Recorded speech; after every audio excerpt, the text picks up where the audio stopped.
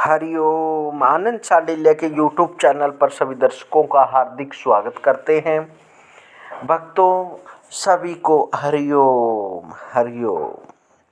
आशा करते हैं कि माँ भगवती की कृपा से, श्री श्याम जी की कृपा से आप सब सकुशल होंगे, आनंदमय होंगे।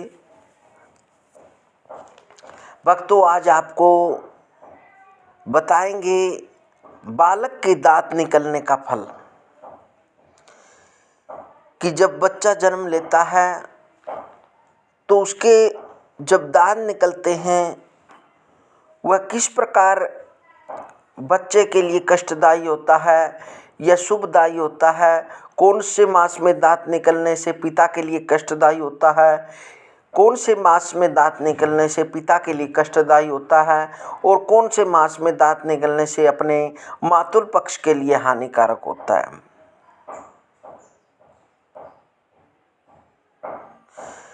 यदि पहले मास में बालक के दांत निकल आए तो वह स्वयं अपनी आयु के लिए अरिष्टकारक है।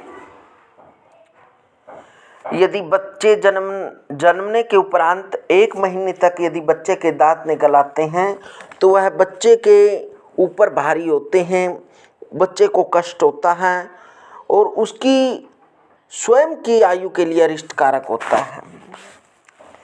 दूसरे मास में यदि दांत निकल आए तो भाई के लिए कष्टदायक होता है। तीसरे मास में अपनी बहन के लिए और चौथे मास में माता के लिए कष्टदायी होता है। 5वें मास में बड़े भाई के लिए विशेष कष्टकारी होता है। 6ठे मास में दांत निकले तो अत्यंत सुख। यदि बच्चा जन्मने के उपरांत 6 महीनों के बाद 6ठे महीने में यदि दांत निकलते हैं तो वह बहुत ही सुख देने वाला होता है, अत्यंत लाभकारी होता है, अत्यंत सुख देने वाला होता है। और 7वें मास में पिता के लिए सुख होता है। 8वें मास में देह की पुष्टता। यदि 8वें मास में दांत निकलते हैं तो उसका स्वास्थ्य ठीक रहता है। यदि 9वें मास में दांत निकलते हैं तो लक्ष्मी की प्राप्ति होती, वह बहुत ही सौभाग्यशाली बालक होता है, माता पिता के लिए बहुत ही अच्छा होता है।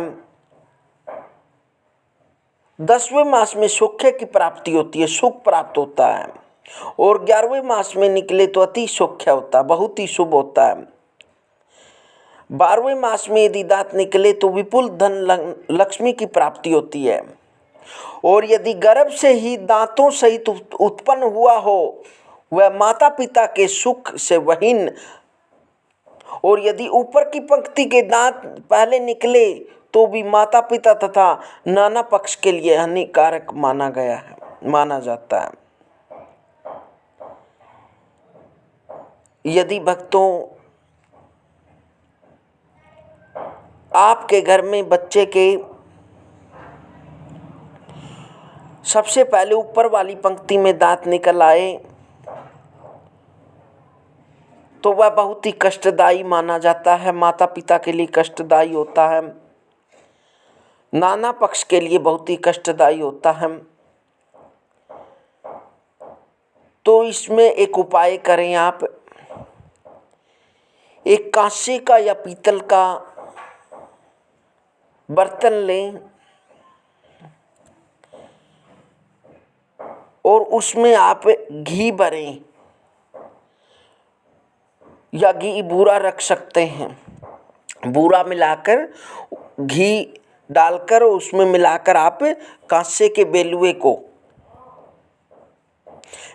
को कांसे का बेला लेकर उसमें आप क्या करेंगे, मीठा घी में भिगोकर उसमें भरकर फिर आप क्या करेंगे, जो लड़के का मामा होता है वह जहाँ पर उसकी सिस्टर होती है, जहाँ पर उसका भांजा होता है, वहाँ पर जाकर वो उस बेले को रख के आता है। और रखने के बाद वहाँ से वह वापस चला जाता है। लेकिन वहाँ जो भी उसके बहन के ससुराल वाले होते हैं, उसको